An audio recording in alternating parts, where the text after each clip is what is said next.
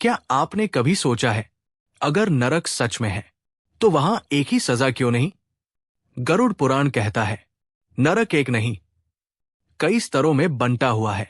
हर स्तर अलग पाप, अलग पीड़ा और अलग पछतावे के लिए है। पहला नरक तमिस्र।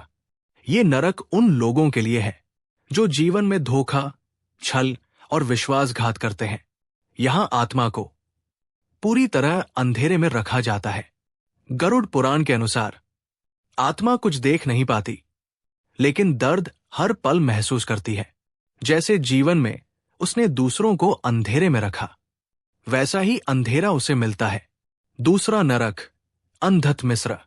ये नरक उनसे भी भयानक है।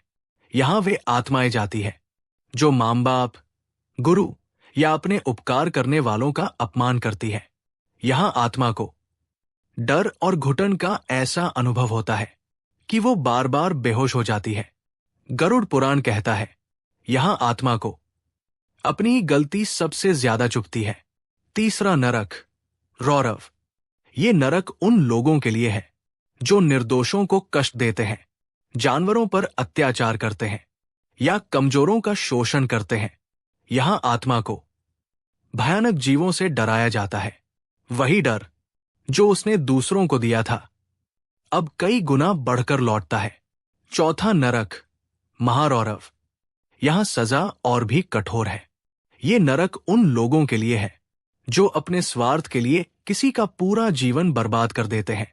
गरुड़ पुराण में वर्णन है, यहां आत्मा को ऐसा अनुभव होता है जैसे हर सांस एक सजा हो। पश्चाताप इतना गहरा होता है कि आत्मा रो भी नहीं पाती।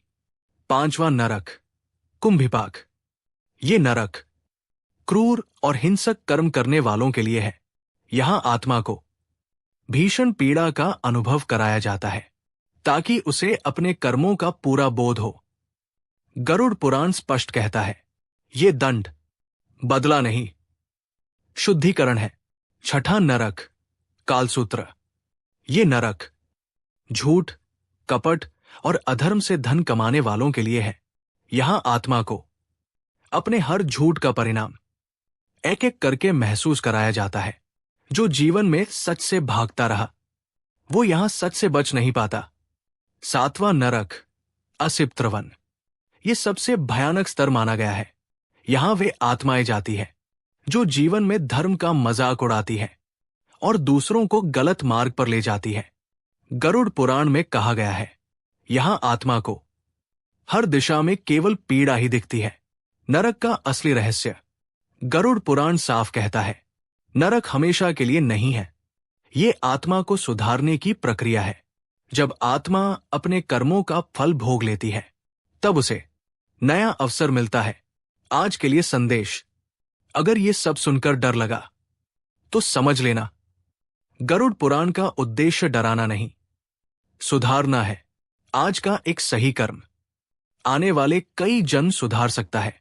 अगर आपको ऐसी दुर्लभ, रहस्यमयी और आंखें खोल देने वाली कथाएं पसंद है तो अंत में अपना गुरुकुल को सब्सक्राइब जरूर करें।